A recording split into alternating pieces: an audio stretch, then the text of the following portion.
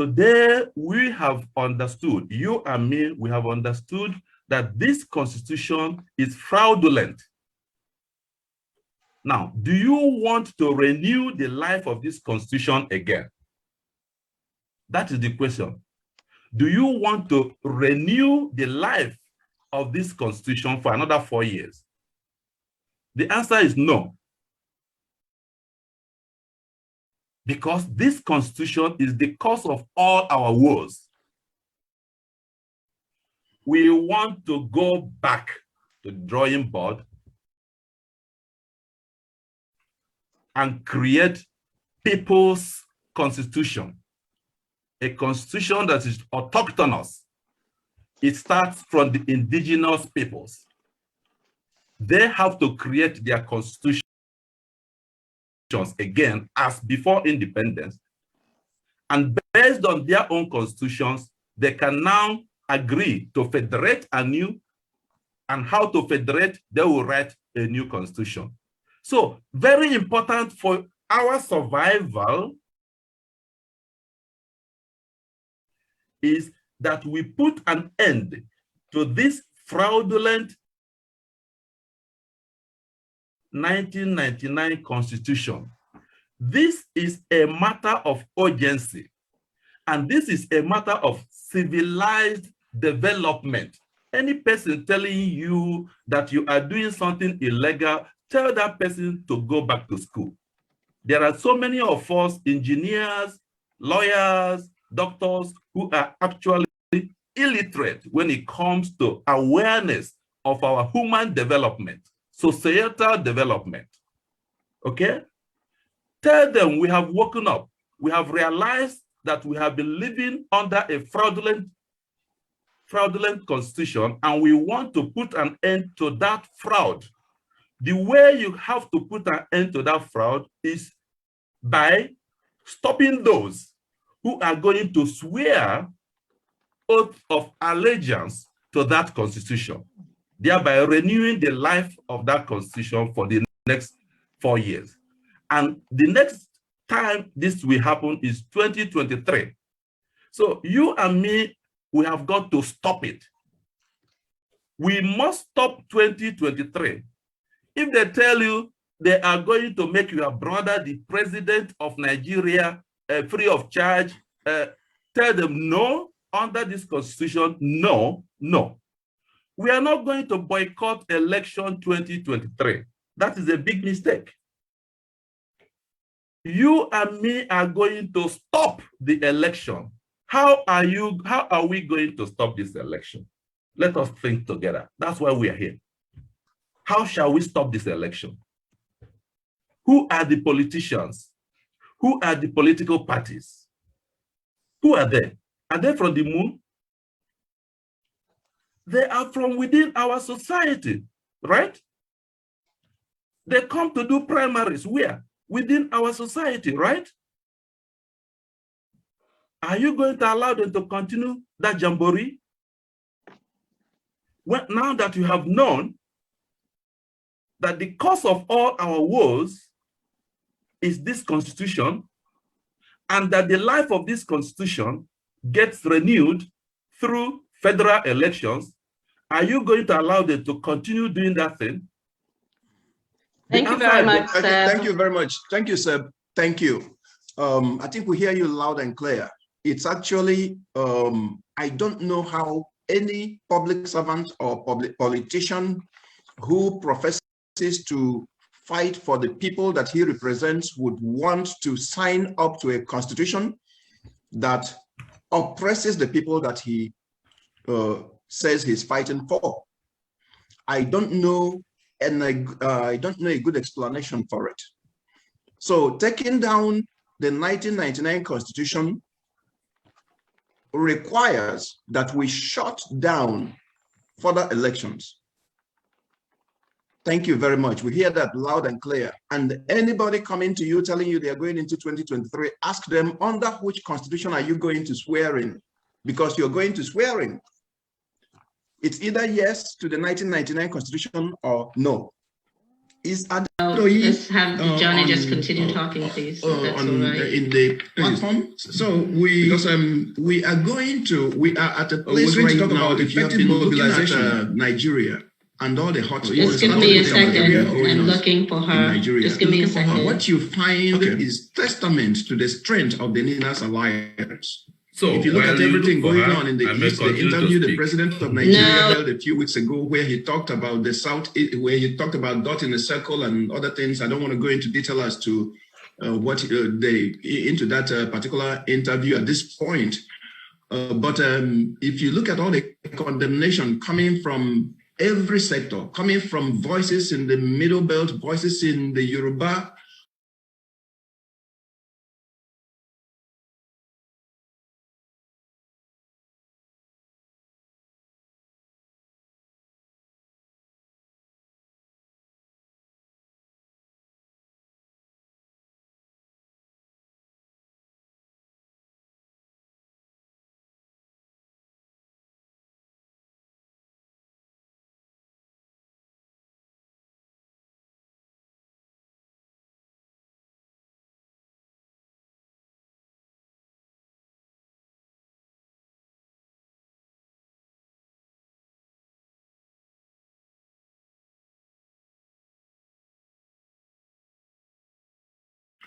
that we should give ourselves a hand for that. Yes, is Adedoyin available? I don't see her yet. Okay, how about Thomas? Thomas can talk to us about the engagement on ground with youth. Is Thomas there? I see.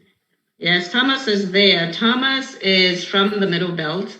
And he has been very outspoken about the NINAS message and bringing the youth into the program. So he's going to speak a little bit today about how he's going about doing that. He's also a pastor, so he's got quite a bit of experience in both those areas.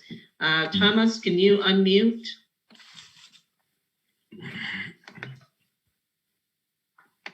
You've got to unmute him. I'm going to unmute. Okay, Thomas, unmute, please.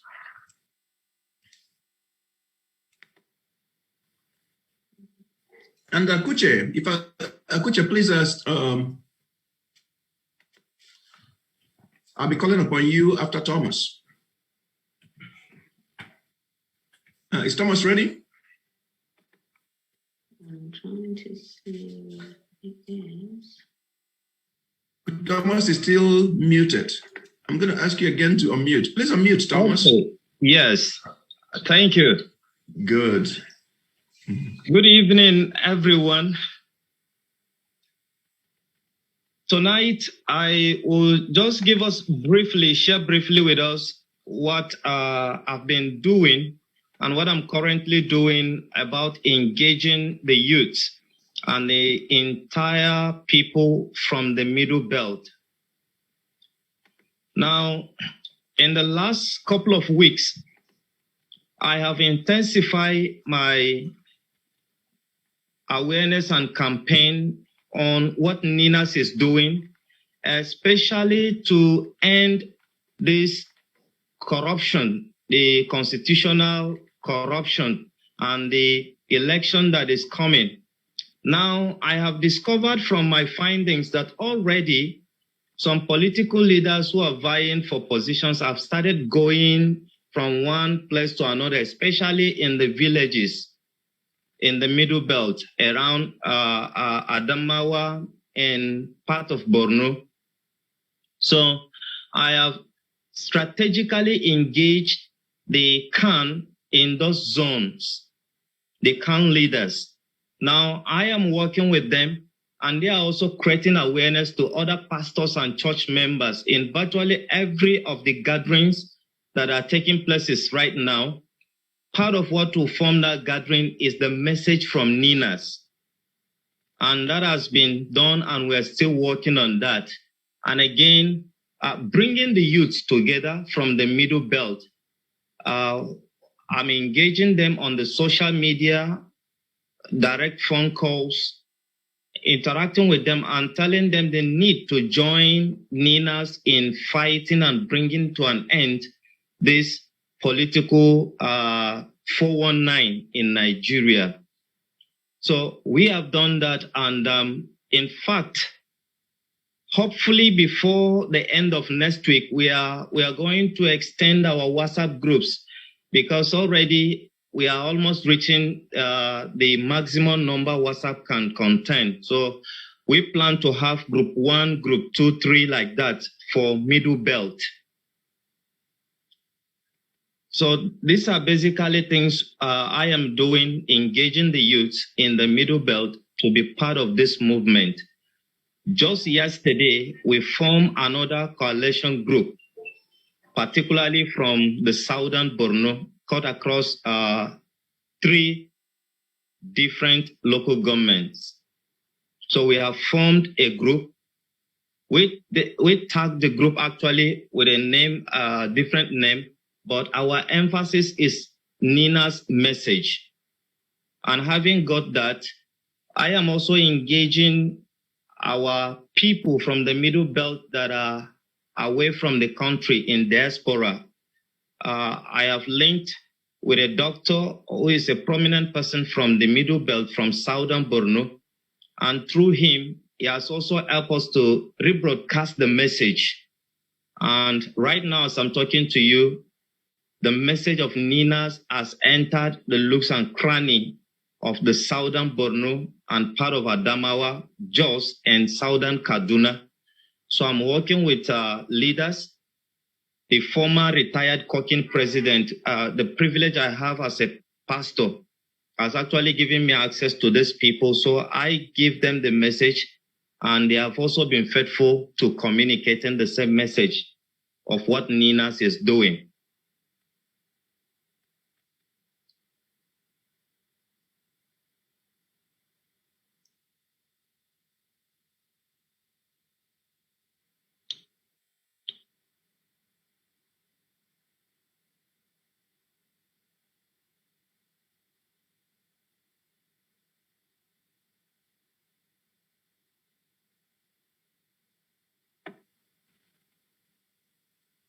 So at the moment, most importantly, signing the online petition. Already we have a database that has over 5,000 people right now. So in this coming week, I have volunteered, and I also got some people to help me. We are going to do a massive signing of that petition online, because already we have created a database from the Middle Belt, and we'll keep updating the database until we have every single person that has had the message to sign the petition. Thank you. Thank you very much, Thomas. Pastor Thomas? Yes, sir. I really applaud what you are doing. Taking the bull by the horn, taking responsibility for your space and reclaiming it for future generations. Yes, sir. The history books written 1,000 years from now will have some of your names in them. Future generations will celebrate what you are doing today, because this is the single most effective thing that you can do. People. Yes, sir. Even though they are under bondage, you are the one that God has given the grace to understand what is at stake and how to solve that problem. And I am so happy and grateful that you stepped on it. And all glory and praise be to God. Thank you so very much for what you're doing. Amen. Thank you once again. Thank you. Oh, do we have Adedoyi here? If not, Akuche, Eze, are you here? Akuche is here, and she's unmuted now, I believe. She's unmuted. Akuche, please tell us about Volley. Tell us about all of the great things you have done, you're doing. I see the interviews, and I'm just excited about Akuche. Eze, please speak to us. Hello, everyone. Thank you for having me. Volley Media is the voice of Liberty International, and that is the voice of the Lower Niger the Lower Niger, the ethnic nationalities within the Lower Niger blocks.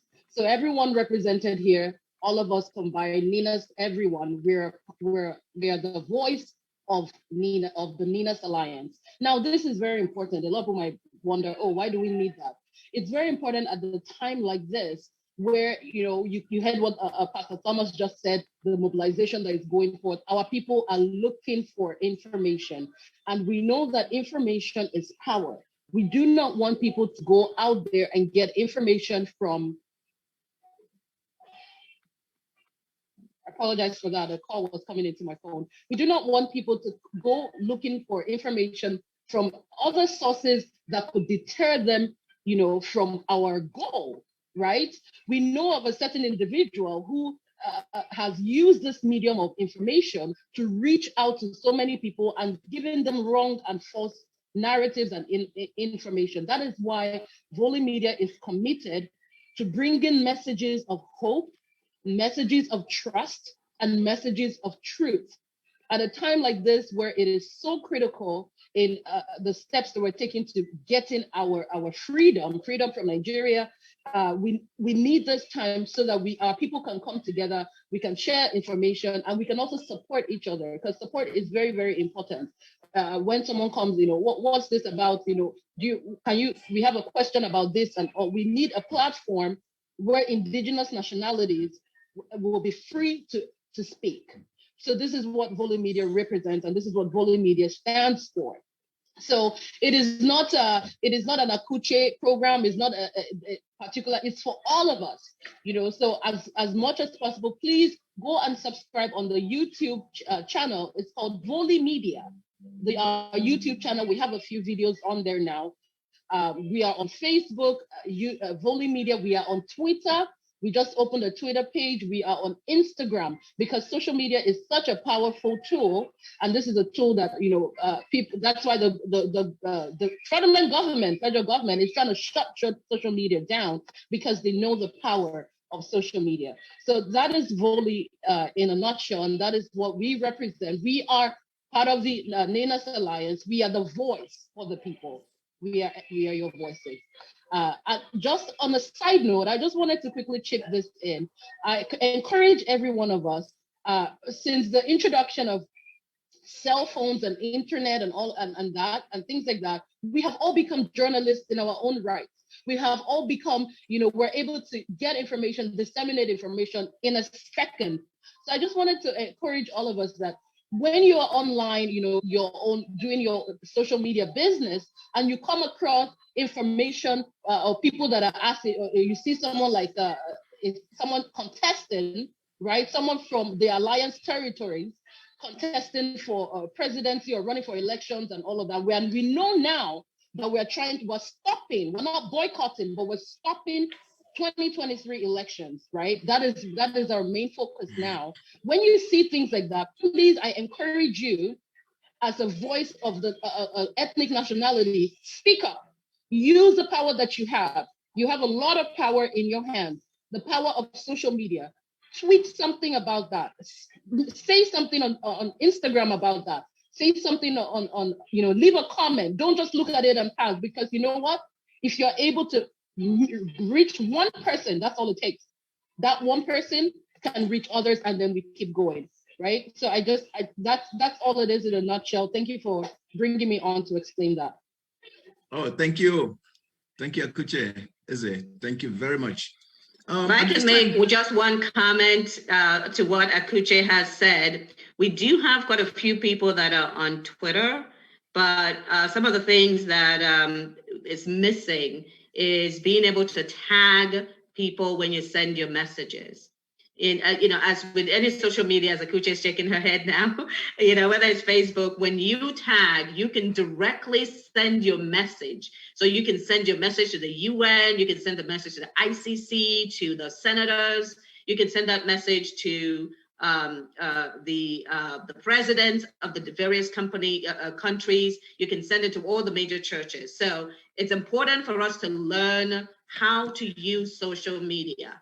And I know Akuche is going to be helping us to put together some training on using Instagram, because she's got a large following there. and Instagram is fairly interactive. And we also have training on Twitter that we will be providing to everyone so that you can actually learn how to do those types of things to get messages far and wide. Thank you very much. Thank you, Jen.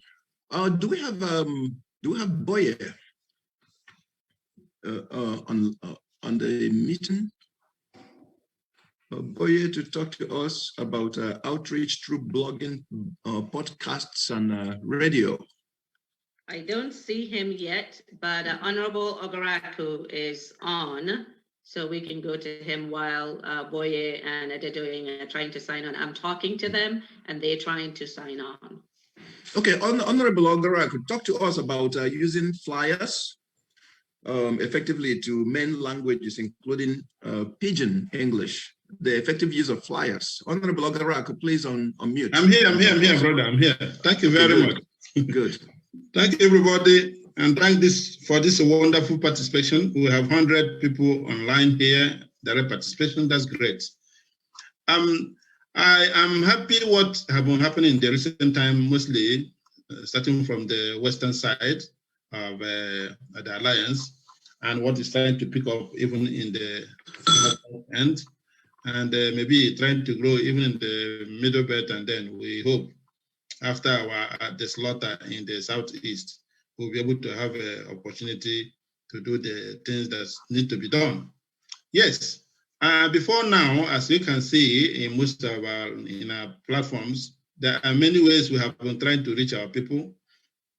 And also some people said, in fact, that was one of the issues that was preached, and one used monetization. And another person reacted, do you think people can be able to understand this word monetization, what it means? That's exactly trying to communicate effectively.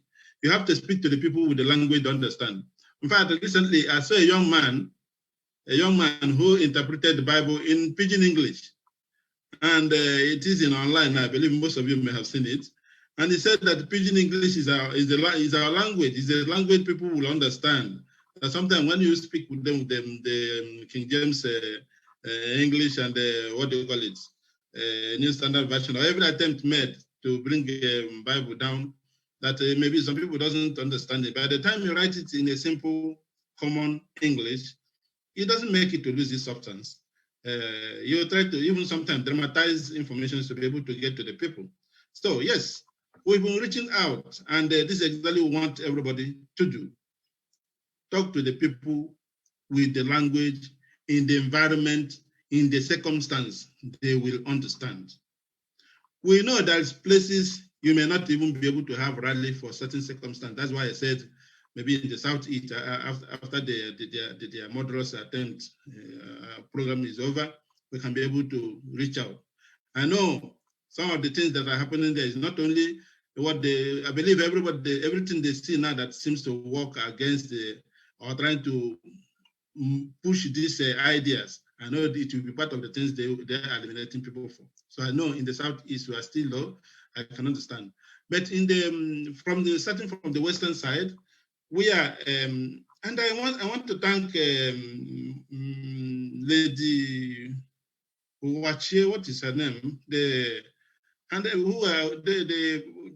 producer, one of the presenter in the Volley TV, producing from Abuja, and making the message in the language people understand, the tune people understand, and the way people understand. So we're talking about flyers. What is flyers? Flyers is write-outs that can be given out to people to read or see images or see informations. Just like it is if you go to our Twitter handles, there are more there. And then many people who are following us in the Twitter handles effectively are following the informations, what we have done, what we are doing, what we are about to do. People need to be carried along, and the information you know need to be carried along, because for you to be able to communicate is when you are saying that somebody is understanding you. And for somebody to understand you, he has the right to ask you questions. No question is stupid, I must tell you, because everybody's understanding are not the same. So whenever you talk to somebody and they ask you a question, honestly, that simply means the person is paying attention. Please have patience to speak to that person respond to whatever. Don't look at any question as being stupid. So, but sometimes flyers speaks more than even oral questions, because maybe when you have flyers with images that explains things one after the other, that one will from time to time make reference to it. In fact, I remember the story in the past where one illiterate rich man, every day in the morning, he will buy a newspaper and then turn it upside down.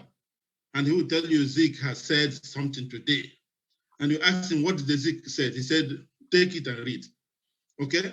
So the flyer does a lot of things. First of all, maybe somebody who is convinced about the program of NINAS, whether he has the literacy or the language to be able to say it. By the time he has a flyer, he will be telling you what he knows. And when you want to know more, he will give you that flyer. And then maybe you can read the flyer and even read better and understand even the issue better.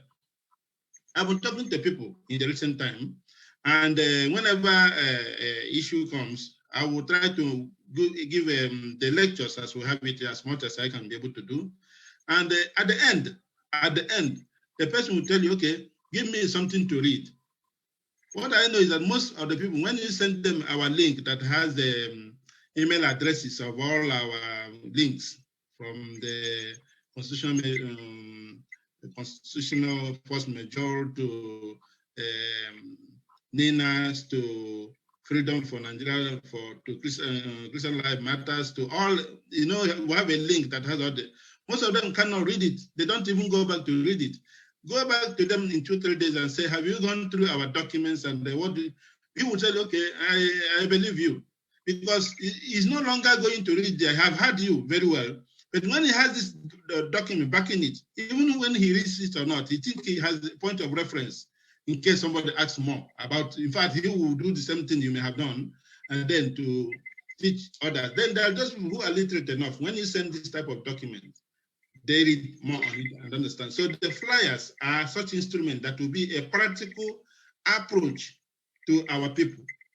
It should be better done in all the languages. We said we have 300 languages. And more importantly, within our territory of almost 70–80% of the population today, we have almost 200 of these 300 languages, if not more. So if we can have these flyers in these languages, but we know it has its own cost to go through these languages. So we go from the major ones, as the case may be today: English, Pidgin English, Igbo, Yoruba, and then different languages, Anam, Efik, BBO, Ijo, every language that is there, we go about it. And then it's also necessary to get somebody who knows the rudiment of a given language to be able to put it, because if it is in the language of my birth, they said among the Igbos, the art of conversation is regarded very highly. And the proverb are the palm oil with which Igbo was eaten. So once you speak our language and add a proverb, 2-3 proverbs, you have said more than what 10 pages will say. So we will try to get it to those languages and know how each language get to the people's rudiment, to their best of understanding. And even that's a dramatic, you can even present it dramatically, the way it will make things easy to people to understand. So what we're trying to say now, these flyers are necessary, and we are working on them. A good number of them will be coming out by next week. And we expect everybody to be part of it. Even if you are here, be able to reach to your own people. Recently, we have all these programs that we want to use to engage our young adults. Because he said he can't ask, our people say, if you ask a child to go and get a smelling rat, I don't even know what it's called in English. Thank you, Honorable. Yes. Thank you, Honorable. Let me conclude. Okay.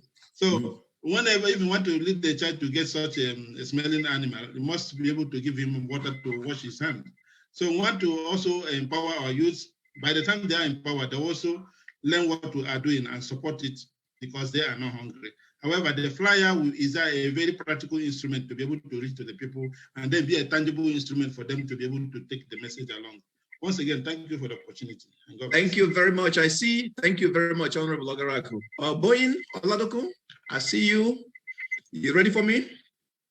Sure. Good evening. I'm here. I'm ready. Awesome. Yeah. How are you doing today? I'm very great. How are you? Pretty good. Pretty good. Welcome. Good evening, everyone. Good evening. Yes. Talk to us about podcasts, blog outreach through blogging, podcasts, radio. Is sorry, Johnny. She's actually, this is not Boye. This is Adedoyin. She's actually going to be talking about the circle of influence. Oh, okay, my bad. Okay, go ahead, please. Good evening once again. My name is Adeboyin Oladokun. I will be talking to us, we'll be interacting on the topic circle of influences. When I say it's not an influence, but circle of influences, which implies that there are different circles we all belong to. You have your circle of influence, I have my circle of influence. And for us to reach the pinnacle of our dream in NINAS, we need to do active mobilization through our circle of influences. So the first circle I'm going to be talking about is the political circle. And from my experience as having contested in the last election as a senator of the Federal Republic of Nigeria in 2019, I came third out of the 17 contestants. I can tell you what are the possible approach we put in place to ensure that we have a seamless group or a system that is sustainable. The first thing I want to talk about is that every state has at least about 33 local governments. So we'll take the bull by the horn by appointing local government chairman for the group in each of the locations, in each of the states. From the local government, we have what we call the ward chairman.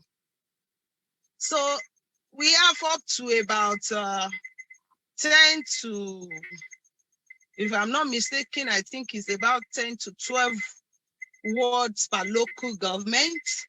And then under the wards, we have the units. So we have the unit leader in each of the wards representing our interests. The unit leaders are directly responsible. They are directly responsible to the grassroots. The unit leader reports directly to the ward chairman, and the ward chairman invariably reports to the local government chairman. The local government chairman also reports to the state chairman. So this is the structure we put in place, which made it so possible for us. If I say now that, okay, I'll need about 5,000 people to meet me in a particular place within a particular time, as long as I can provide the finances in terms of the transport and other logistics with feeding, they will surely make themselves available for that. So we need political structure in a way that will help our mobilization and that will assist us to get to the grassroots. It is noteworthy that some of the people we are going to be using are not even on the net at all. A number of them they cannot speak any other language but their local language. Some of them could not even speak Pidgin we are talking about. They will prefer us to address them in our local dialects. So it is important that each of us must learn how to communicate effectively to our people in our local dialects, wherever we are representing, whether we are from any region, we should be ready to speak our local dialect so that we can cascade the message to the grassroots. So having talked about the political structure, the last structure is the unit. which made it so easy for you to gather a number of houses together, and then they formed the unit. That's the last group that I've spoken about. That's the first structure, is the political structure. Now, the second structure that we are looking at for proper and effective mobilization, we're talking about finance mobilization. The finance mobilization. So we are talking about how to mobilize finance. With God, nothing shall be impossible, but we need to understand that each of us have our circle of influence. For example, I was once a managing director of an organization, and in that circle, the people below the line, they happen to be people that will be willing, anything coming from you, they want to hear you. So we can use our circle of influence in raising finance. Or for example, there are people we have met with Christians who are not willing to come out into the open, but they want to support you secretly. They are just like secret disciples. They can be Imam, they can be Muslims too, who are willing to support you, but they cannot come out boldly, but they want to give out their money to supporting what this belief of ours, to supporting Ninas, or to supporting our, going against this constitutional fraud that has been on ground for a while.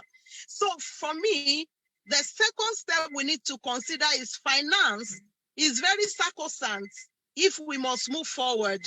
And a tree cannot make a forest. We cannot say, okay, the person whom God has given this vision to will certainly be the one that will be responsible for the finance of this work that is on ground. This work is a vision from God, I believe. And I believe that if we are united together, we'll be able to achieve a lot. Now, in financial aspect of it, we can start sending our team leaders to go and meet. Okay, for example, in Yoruba land, when you get to a particular level, you tend to be known. A number of people will know you. So you share the vision of Ninas in a teamwork, maybe about 7 or 10 people coming together. And you will tell, do you know so and person? I know this person, I know this person. Let's put it down in writing. Then we're going to be visiting them in their respective offices, speaking to them about what we stand for, and then convincing them so that they can also be a part of the move by giving their quotas into what we are about to do. Now, without money, mobilization will be very, very difficult for us. I spent a lot in the last election. This is not bribe. I'm not talking of bribe this time around. These are people, when you go to mobilize them in different locations, they will tell you that I have not eaten since morning. They will tell you that my child is sick. I needed to pay for the child's medical. I need to pay for the medical costs. And some people will say, I have not eaten since yesterday. And then you cannot hear such, and you just tell them, come and hear what I have to offer you. They won't listen to you. The first thing is that they will want you to fix their problem. And until you fix their problem, any other thing you're telling them, they aren't willing to listen. So for a whole 1 year, I was going to villages, I was going to cities, I was going to places, spending hundreds of, we spent a whole lot. Not that all this many 100% came from me, but people believe in one part-time also supported the process. Now, this is how to raise finance for each of, for this noble work. And then the last thing I want to be talking about is not just raising finance, but we have our circle of influence, our peer influence as we are growing up. For example, there are whole school associations. Some people belong to some boys high school, low school, and then some people belong to secondary school, they belong to some group. Some people in the university, they belong to a group. And then we can approach also this peer group of ours as we are growing for either understanding and bringing them to the limelight of NINAS or contributing to the success of this whole process financially. So this is also another step we can take. The last one is the religious circle that I want to be talking about. Some of us, like I said, we are pastors, we are imams, we belong to a community, we belong to a church, we belong to a group. We can Excuse me, Boyin. Sorry, Boyin. We do have Joseph Carey that's going to talk about the church. So if you could round up, please, that would be awesome. Because we do have Joseph Carey that's going to be talking about the religion. That's all right. If somebody will be talking about the religion, there's no point repeating that. That person will come up to talk about it. But I haven't mentioned all these things, the political cycle, the now to raise finances, and then through the peer influence, through our group. I think by now I will stop. Thank you. Thank you very much. That was awesome. Thank you. Yeah, that was awesome. Thank you. Thank you. And I just a point. I want to listening to our sister speak tells me something. It gives me joy and hope. What it tells me is this is how you know those involved in politics who are actually there for the people. She tried to be a senator, right?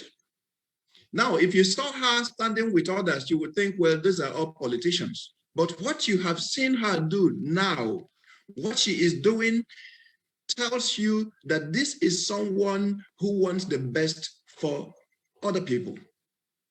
This is somebody in the political terrain. And I tell a lot of people, politicians, and I tell them what NINAS is doing is not destroying politics. Whatever emerges out of what NINAS is doing, the sovereignty, the nation or nations or whatever is going to come out of NINAS through referendum is going to be a democratic system.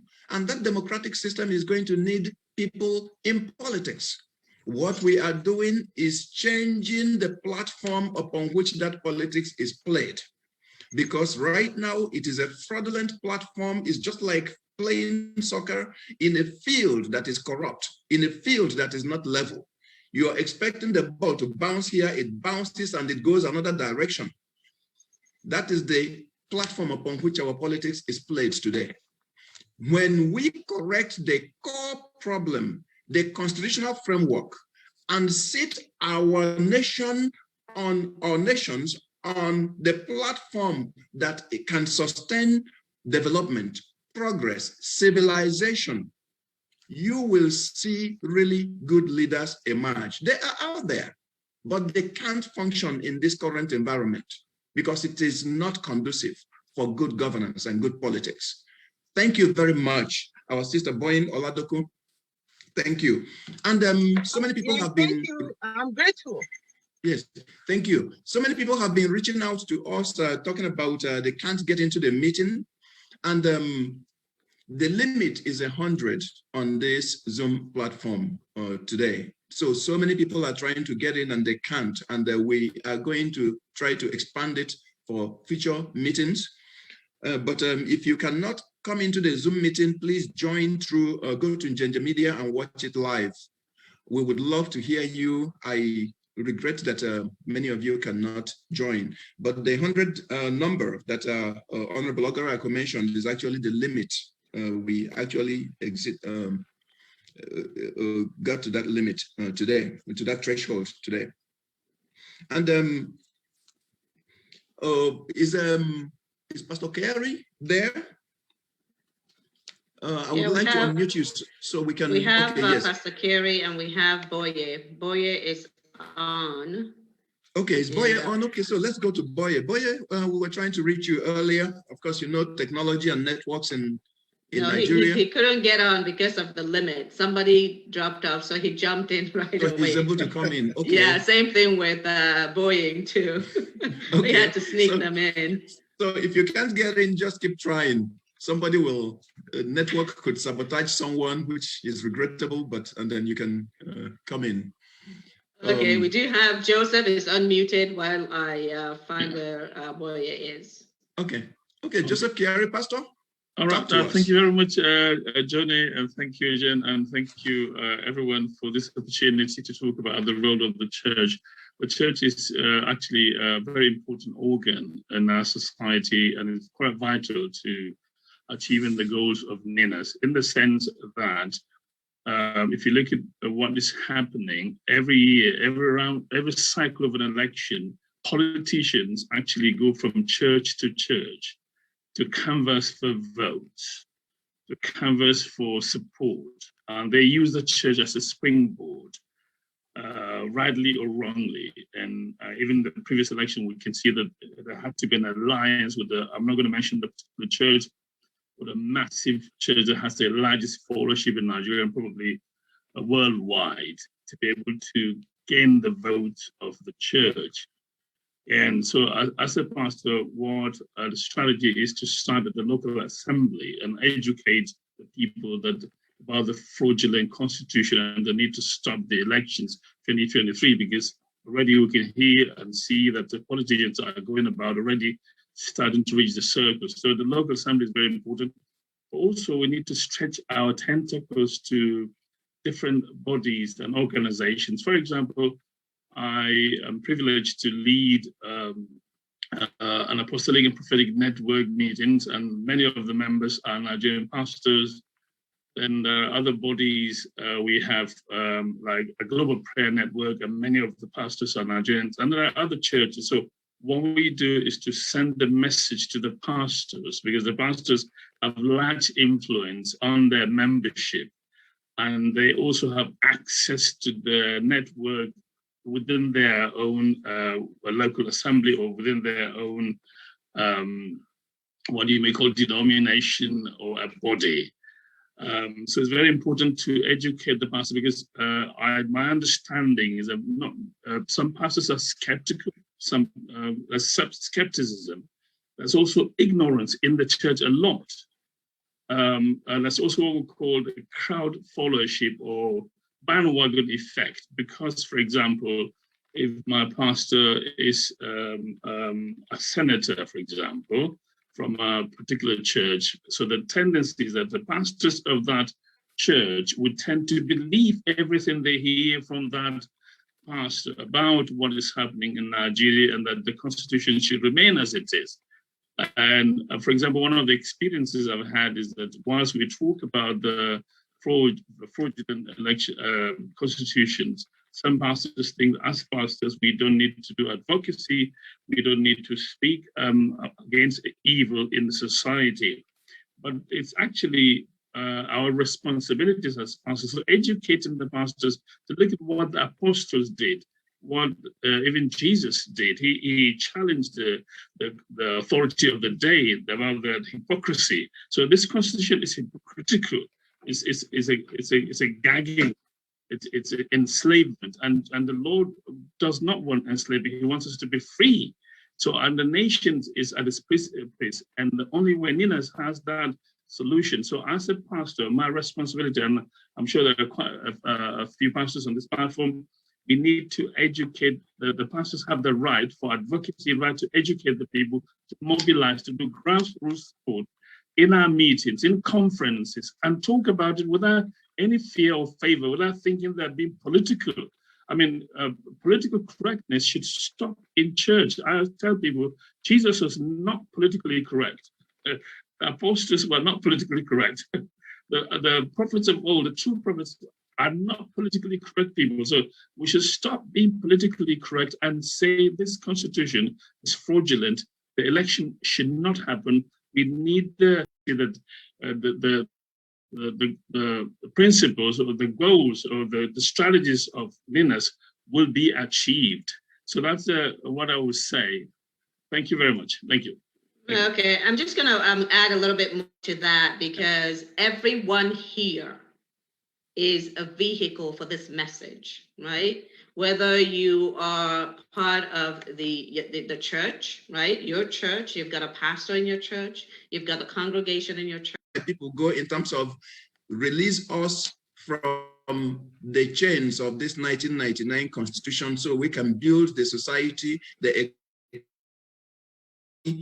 that we deserve. God bless you, Pastor. It's always a pleasure to hear from you.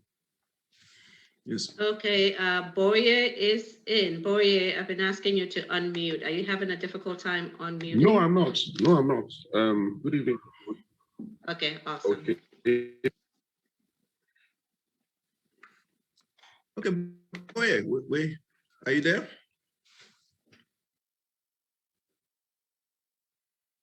There you are. Unmute, please. Can hear you.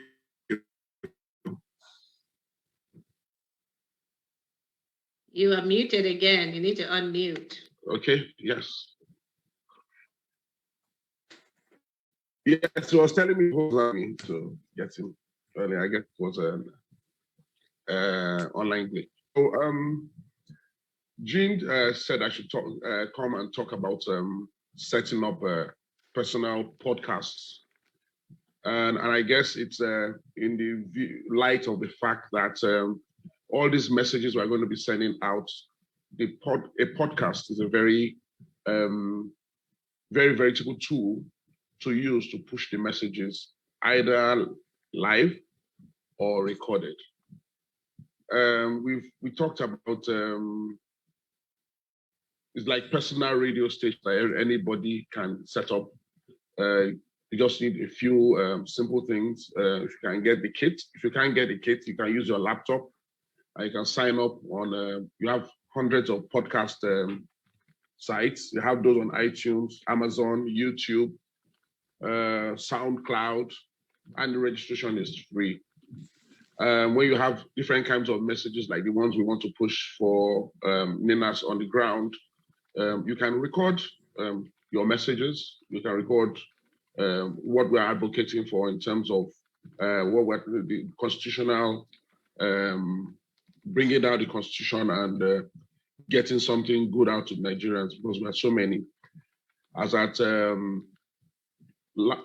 last month, I think we're about 211 Nigerians in Nigeria across the world. So the mass mobilization, we're going to have to use a huge, huge amount of free opportunities and tools online. And using a podcast is one of the few strategies that are going to work for everyone.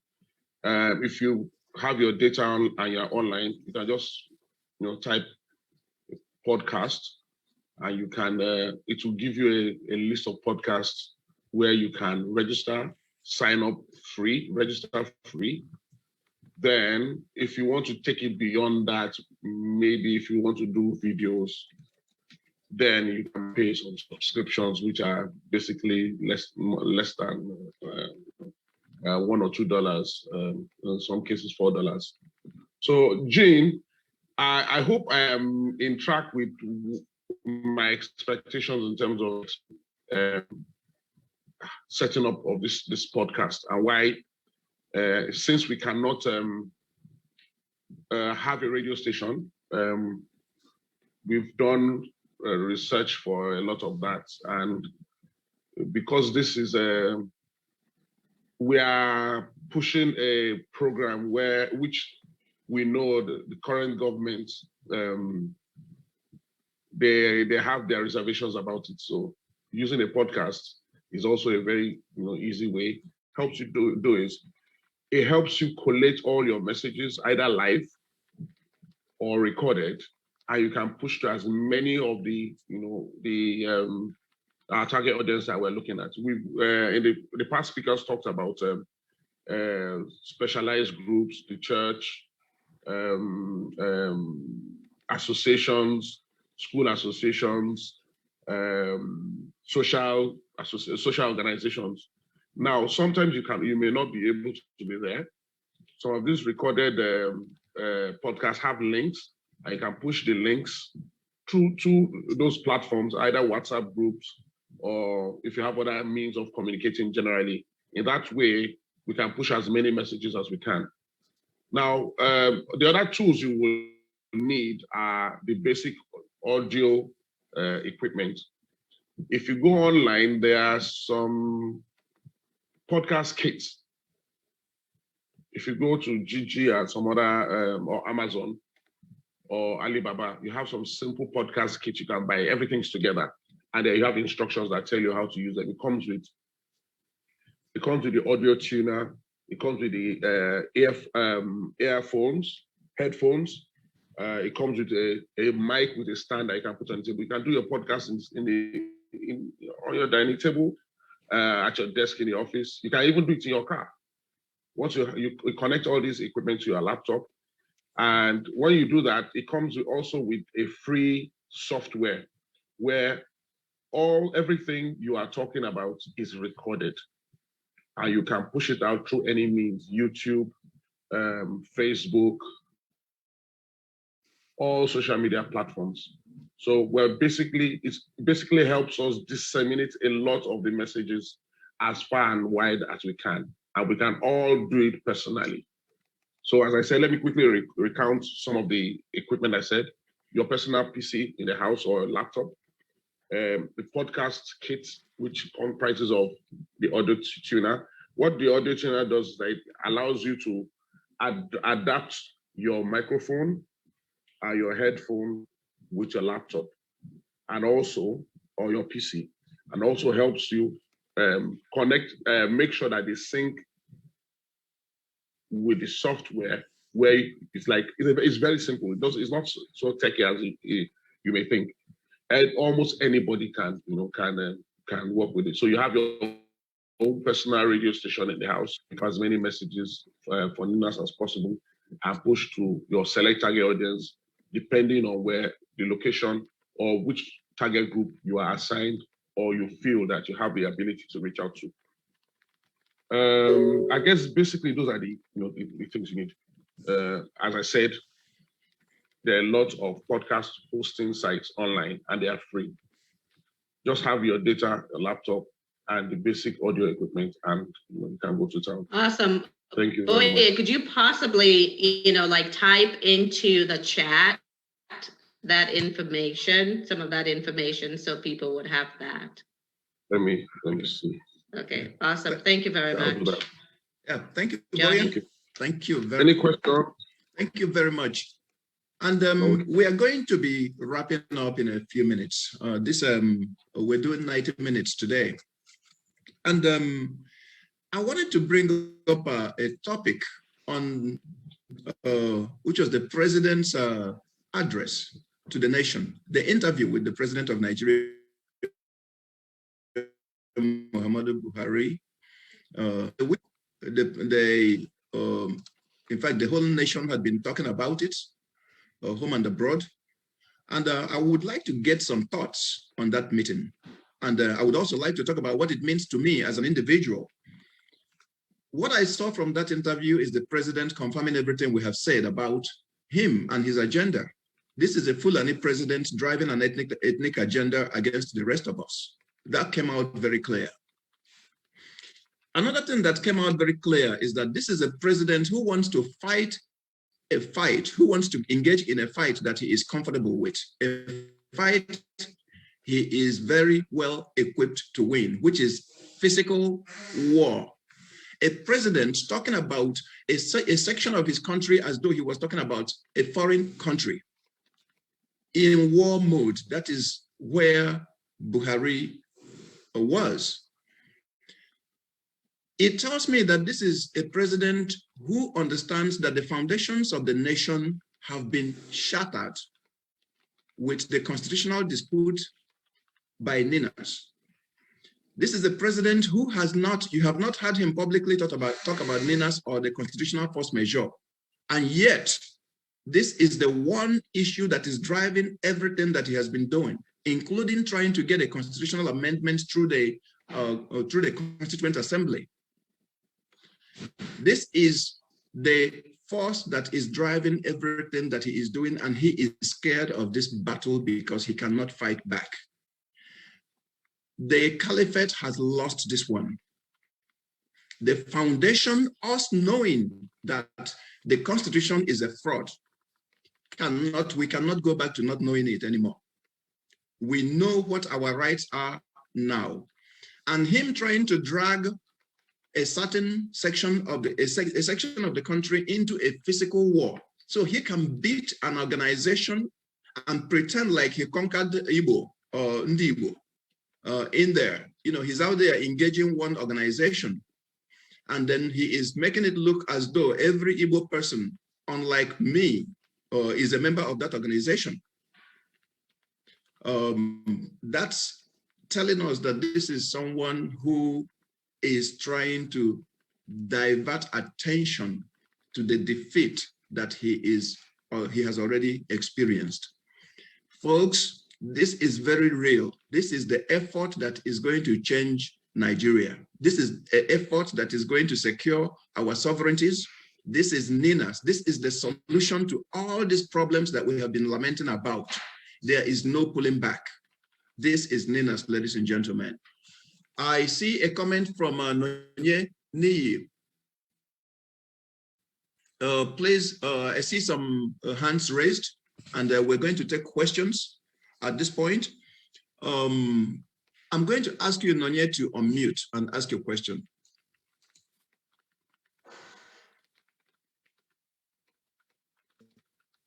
Hello. Oh, please, Hello. Can we see you? Can we see you? Can you turn on your video? No, I'm in Nigeria. I'm in Lagos. Okay. Network. As usual. Network. Yes, Go ahead. Both network, NEPA. It's night here. That's a true Nigerian. That's a Nonye Niyi. That's your full name. Yes. Yes. Yeah, Falabi. Exactly. Yeah. Yes. So mix from both Odua block and Lower Niger. Yes. Oh yeah. Okay. Really. What you're saying about the constitution and message or interview or whatever. Actually, I didn't listen to it because I don't like listening to such, so that I don't raise my blood pressure. But I have a concern. When we say that the constitution has been, it is what is remaining is for it to be adopted.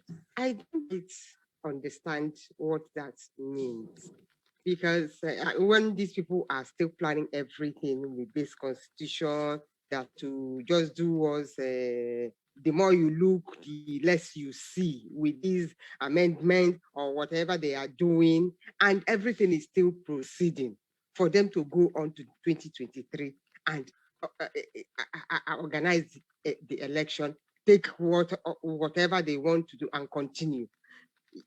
Because if this election, if you come to this election, everything, of course, there will be no change, because that is just going to hand over to another person to, because right now, what we have in Nigeria is not the president. What we have is the presidency. So just one of them from the presidency will just become the figurehead, and everything will continue.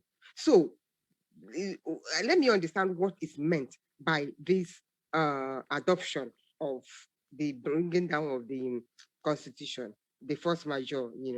Then again, I want to say something to what the reverend said, the pastor said about people, preaching NINAS in the churches. And I wanted to say, well, because some churches, that churches are not just their branches, they have their head somewhere, and any pastor, you need to obey, do what is right from the head. And if it proves so difficult to get permission for such to be preached or something, then I believe that the priest, the pastor in charge, could get someone else And then probably after the service or something, then talk to the people, even if it means outside the building of the church, outside the church itself, by the compound. Okay, Nonya. Yeah. Okay, Nonya. Because of time, we're going to. Who would like to take that question? The first question on what I can talk to you about the constitutional force majeure. Okay. If you look at the Constitution of Nigeria, this was made by individuals. Yeah. Headed by the military. A constitution is a social contract. In other words, some people got together and said, this is the constitution upon which the nation is going to sit. Yeah, I got that. But when you say it has been brought down, I get it. What we have is a constitutional dispute. We have said now that there is a dispute on that constitution. If there's a dispute, it is up to us to determine what that dispute means. Does that dispute mean we continue to engage on the basis of that constitution or on a different basis? The moment a group came out, the moment people, like if you look at this platform right now, this is every group in Nigeria, in the Alliance territory represented. This is the majority of Nigeria. It is what we are saying that matters. It is we coming out to say the constitution that was made was not made by us. We have repudiated it. So it does not that it was sitting on before.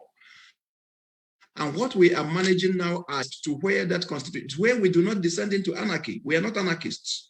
That we are getting into now the place where our people understand what they have, and then our people stand on that truth to the point where everything is now, we have then that to where that constitution is no longer the basis upon which we are conducting business on a daily basis.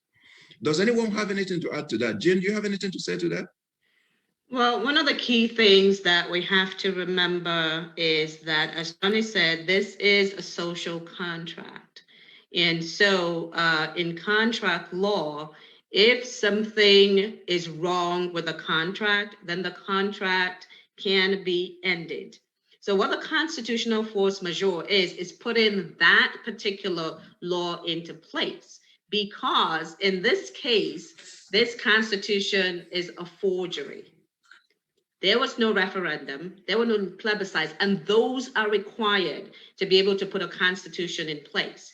And then even when you look inside the constitution, there are too many places where the information there, as independently asserted by the United Nations Special Rapporteur, that indicated that the constitutional arrangement in Nigeria was a powder keg, and it was, and it is, based on injustice. Okay, what that means, a very simple thing, and Dr. Clifford Irania was in previously, I don't see him now because he can add to that as well. You have a constitution where all of the benefits of the citizens are negated under Section 6, subsection 6C. Really? Will citizens do that to themselves? You have a constitution where federal character cannot be enforced. Nigerians are talking about federal character. They didn't realize that that's actually gone. But most importantly, you have a constitution where the self-determination rights of the ethnic nationalities, the Middle Belt, the Lower Niger, the Yoruba, which previously we had the Western region, the Eastern region, and their rights to their government to determine their political future, cultural, religion, has been taken away without their consent. So that constitutional force majeure is what rejects that constitution as the basis for Nigeria, because it was not made by the Thank people. you, Jane. And that's why you see the Nigerian government scrambling to try to do amendments, to try to isolate just the Igbos in a certain area, not even all Igbos, but just in a certain area as they had done before, trying to break this alliance that you see here, where everyone is represented. Thank you very much. It's the power of that seat. Thank you very much. He came on that interview talking about trying to divide us, trying to turn the Southeast against the South-South, trying to say all kinds of things. That was his game plan. That's what he was executing. So that is what they are doing. This is the big headache in Abuja right now, the constitutional force majeure. Look at the Nigerians who endorsed, who signed, who participated in making that constitution, and look at the caliber of Nigerians who signed the repudiation of the constitution through the force majeure. Look at them. Just go and look at that signatory list and see who is involved in this effort. And you realize that this is a very serious matter. These individuals would not put their pen to paper if they had not done their research very well and known the power of it. It's just for our people to understand that this is a currency that is in our pocket, money that's in our pocket. Is just to actualize it on is what we. I mean, just to be able to now know what it is,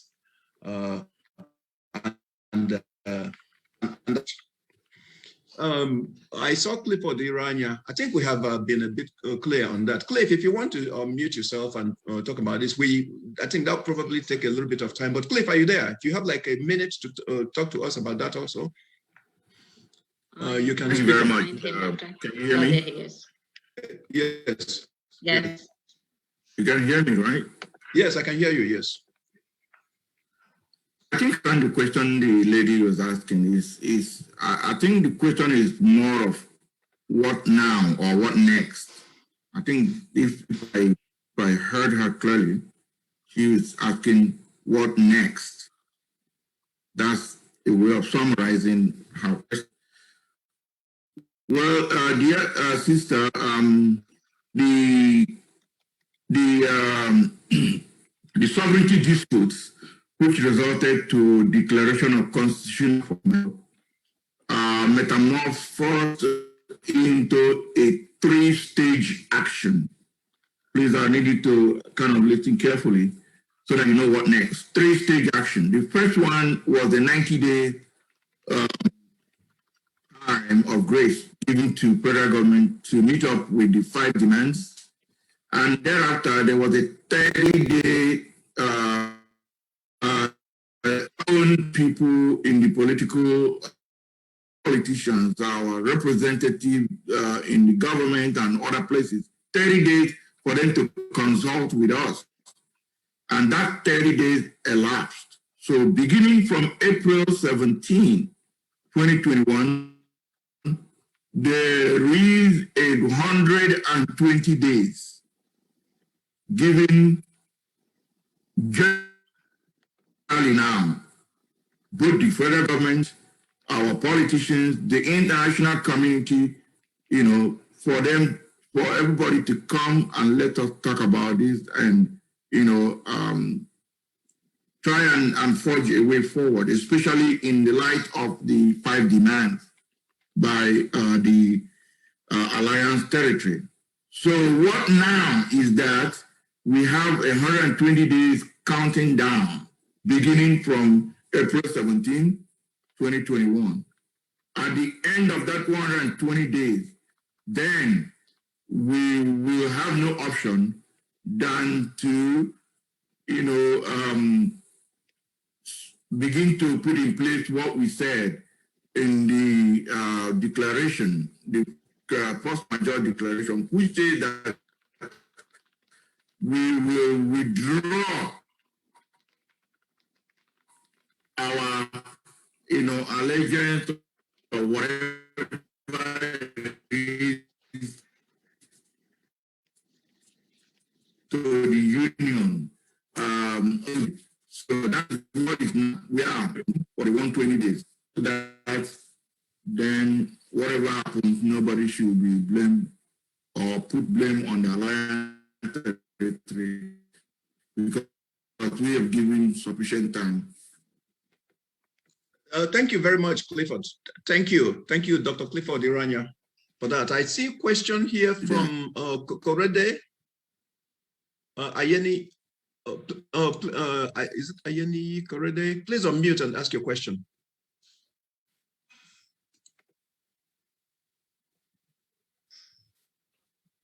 Oh, is that Kayode? Okay, I did not hear from you.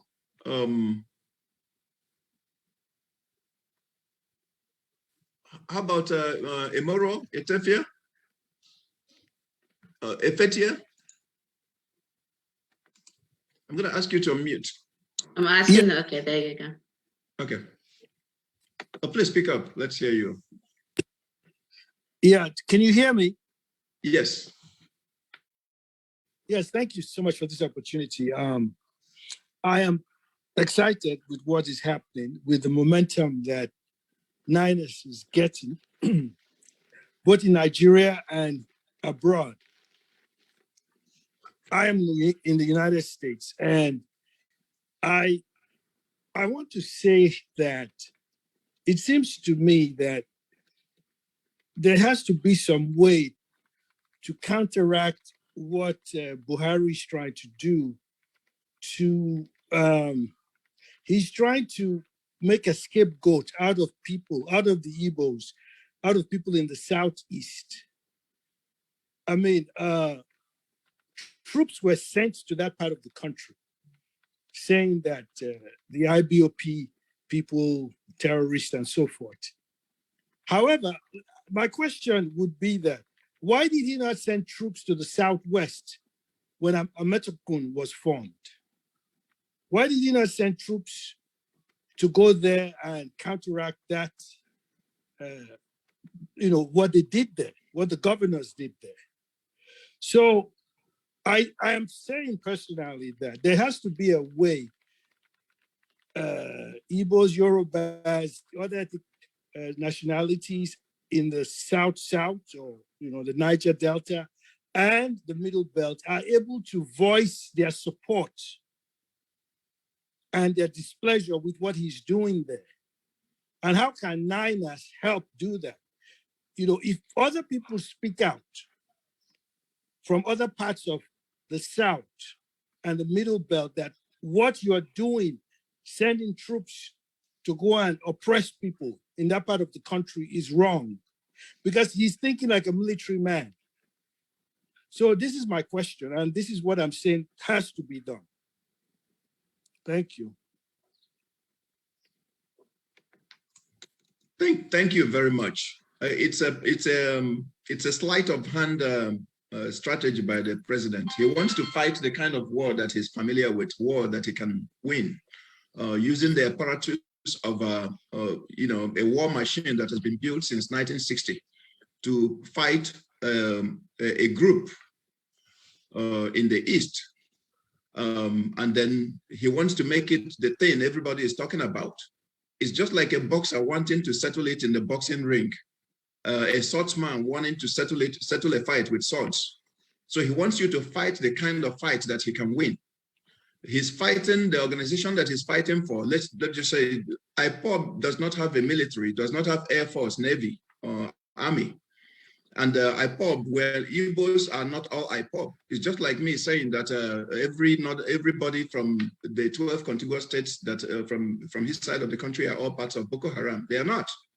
But that's exactly what he is trying to make of the Southeast, just to use it as an excuse to destroy people he has enjoyed killing for a very long time. And that needs to stop. I'm happy for the voices that are coming out of different parts of Nigeria, from the West, from the Middle Belt, from the South, condemning it. That's the strength of our alliance. Look at this forum right now. It is Middle Belt, Yoruba, South. We know what the headache is about Nigeria. We know his game, and we have already cornered him by taking down that foundation. And you mentioned something about momentum. The momentum is on our side. Every week, there's a stronger support for Ninas. Absolutely. More people are knowing about what we're doing. So we are growing. And yes, we are going to be, we are heading toward the right direction. Momentum is on our side.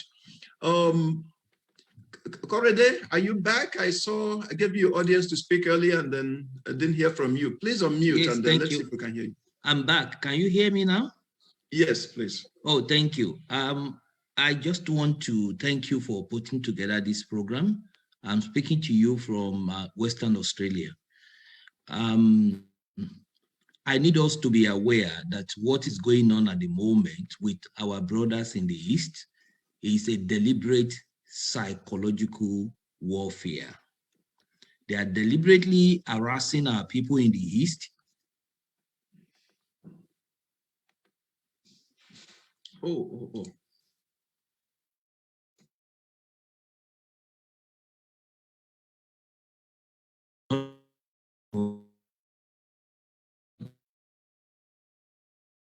The government to weaken the resolve of the nationalities within NINAS.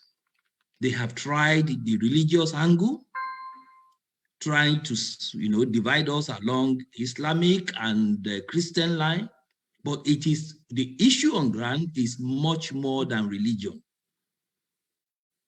Because if you are talking about religion, the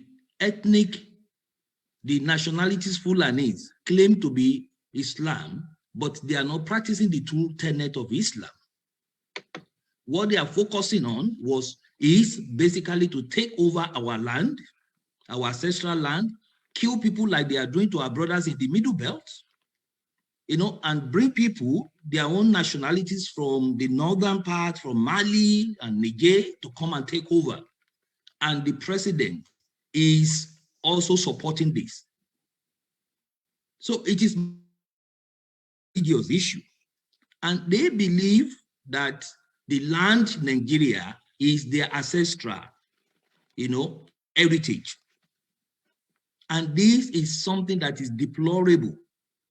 So what we are doing at the moment with the constitutional force majeure is very welcome, and we need to continue to work together.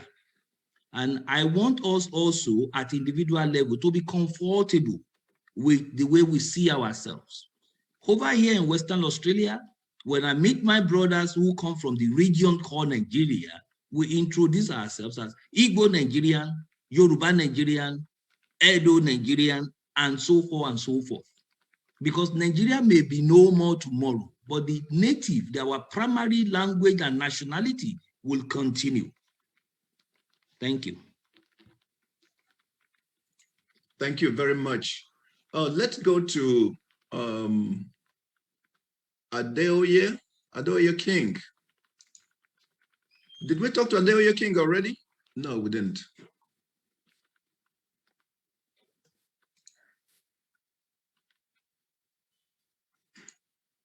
I'm having difficulty. Okay. Let's go to Bola. Is Bola Ladoja available? We need to start wrapping up too. Yes, we need to wrap up. And yeah. I think at this point, actually, I was trying to unmute. Okay, that's okay. Yes, please, Bola. Let's hear from you. We're going to wrap up after this, actually, because of time. Oh, thank you. Yeah, well, first of all, I commend you for. Thank you. Thank you so much. God bless you. My question is this: the petition that is out asking for a referendum. Please, how many months do we have to do it? Because I know normally it goes for 6 months. That's number one. Number two. When you I'm not hearing you very well. Please speak up. Draw closer to your mic, please, so we can hear you. Okay, sorry. I said the petition we have. Normally is supposed to go for 6 months. Even if that petition has to send it within 6 months. How many months do we still have? Because it's like the petition has been out before. Number two, when you sign petition before through change.org, you normally count. You see 1, 2, 3, 4, when you are 1,000, 2,000. But this one, we don't see anything. We are just signing. We don't know how many people have signed so far. And we don't know how many more do we still have to sign it so that it will not expire, something like that. And we don't know how many people have signed so far. That's just my question. Thank you. Thank you. We can actually activate that, the counter. It was there earlier. And yeah, thank you for your comment. And the petition, we can put the counter in there. What I can report to you is that the past week we have experienced an upsurge in support in people signing the petition. And the history of the petitions, right? We started with change.org, and then there were things going on in that platform that were not, change.org was sending out these things to people requesting donations, and people thought it was NINAS, and it was not NINAS. So it was more like a fundraising effort by change.org, those that owns the platform. And that was why we actually resorted to building our own petition platform. So we have, that's why we moved over to this one. And we made it also, we customized it in such a way that some of the restrictions that you faced in change.org and other things were not there. It also was designed for somebody who lived in the kind of society that we live in. Somebody who may want to sign a petition, but they may not have a telephone or an email address or things like that, but they can identify themselves through the village, town, and local government area that they come from. So this is a customized thing that we put together. We can always activate that counter. And but good things are happening there. And I thank every one of you for joining us today. I am so sorry for the sake of time. Adeoye King, we couldn't get to you. I don't know if it's technology or what. Foluke Oladipo, how are you? Jen, can we take a couple of questions? If you can just take your comments to just 1 minute. I just want to, just the three of you, please just say one thing, 1 minute each, and we'll wrap up. Let's start with you, Foluke. Just one, if you can unmute, please. Just okay. 1 minute and say something. I really want to thank you. I want to appreciate you, everybody in the NINAS, working so hard to make this thing a reality, to make this work, what it is today. I came in very late, so I may want to just ask one or two questions. And then I want to also encourage, because where we're coming from, we all know, but where we are right now is horrible. And what is happening in the South? Please let me cut you off. Bring your question next week. And okay. For today, no, because of it's time. just one. I think okay. I just wanted to confirm yes or no. Okay. Yeah, what I want to confirm is because the NINAS something we're supposed to sign. I saw it yesterday and I was so excited about it, and then I started posting it to so many groups, all the phone numbers I have and everything. And then this morning I read that it's fake, that it's from the politician. And I was so shocked. And then they said, which of the sites? Which of the sites did you go to? Well, we have posted, if you look on the chat, we have posted a site, the NINAS referendum. That's the right one. I've been posting it on the chat. So everyone needs to be signing that one, okay? Because there was one that was out previously where it was a poll, and they said that they were going to be providing the poll results. That was not a referendum. The one I saw yesterday, it has Yoruba, the Southeast, the South, the South, East, South, and the Middle Belt. Is that the one? Yes. Right. Yes. So exactly. It's at ninasffn.org. NASFN.org. Yes. Thank God at least it's confirmed, because I've written out again that it's fake, it's by the politician. No. Don't sign anymore. Don't you can anymore. Okay. See the information in the chart just to make sure it's the right one. It's in the chart. And everyone, as Johnny said earlier, we've had maybe 5,000 people sign in the past few days. So you need to keep up what we're doing. We need to push. Yeah. So what we need to do, and that's why we're doing this mass mobilization. Thank you very much. I really do appreciate it. So what I feel we need to do now, because I understand the Yorubas and the Igbos, they are forming a formidable security group, to defend our people. We need everybody to come together. The South, the Middle Belt, the Middle Belt, and then the Southeast. together. So we can form a that's formidable Nina's. team, you know, Yes, for the that is security team Nina's. that the federal government will not be able to do nothing because all their game is up. Okay, Exactly. thank you very Unfortunately, much. they are using the money, you know, the Okay. weapon of the economy to destroy our Right, people, thank you because very they don't have no much. money. We do have to, we do hang on. So Thank Nikki, you please very Thank much. you I'm so so glad. much. I love you so. I'm so proud of you love But guys. please provide You are us with doing your a great job. information. Make sure we have your We are going to information. win at the end of the day. They are not Amen. gonna Thank destroy you. our Thank lives. you. Thank Thank you you. so much. Thank you. It's a real pleasure. I'm glad I gave you because you gave us some really valuable information. I'm so glad that you got to speak, especially about that forum and the encouragement that you gave us. I really appreciate you. We're going to have to, I'm tempted to just go on, but I have to wrap it up right now. Please, other questions and comments, bring them next week. I thank everybody for joining. I'm going to unmute everyone. We're going to stop the recording, and then we're now going to ask everyone to you know, if you want to speak, unmute yourselves and speak. Jane, could let's say I'm going to stop the recording at this, right now. Recording stopped. Okay, so everybody unmute and say hello to everyone. You know, if you want to just let's just take a couple of minutes and just just greet. Good afternoon. I'm based in We are going to get through all the messaging, but we need everyone to provide their contact information. Oh, I do. Provide your WhatsApp and email so that we can send you more information. Let's call for troop withdrawal from Igbo land. Yeah, we thank you all.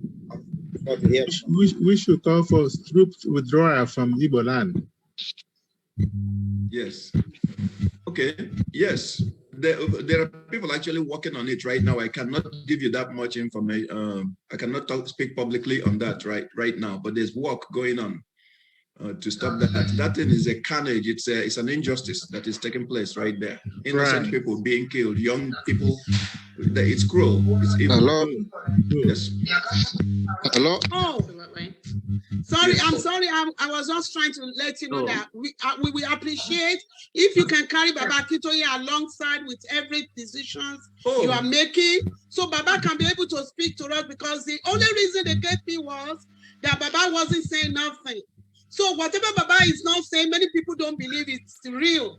So we will appreciate if you can carry Baba Akintoye along so he can speak to we Yorubas. Because we all believe Let me give you the good news.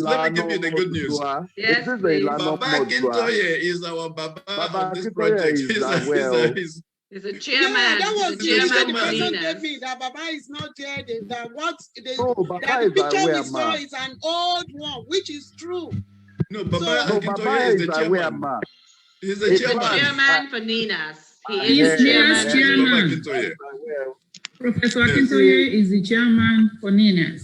Yes. And Yes. if it is coming from Ninas, it's coming, Baba also have a say there. We already, this website now is what we just need to send to the youth wing.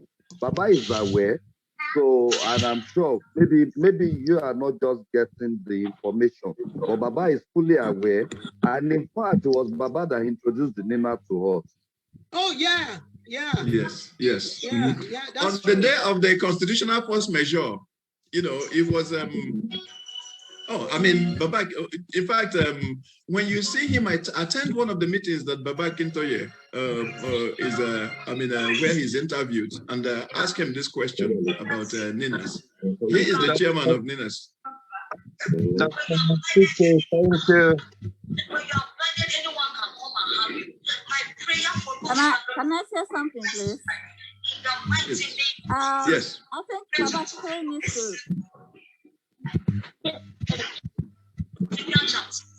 We do have to wrap up.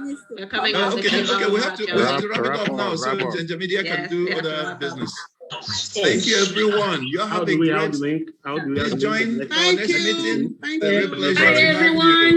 Thank you. Bye, everybody. Thank you. Bye. Love you all.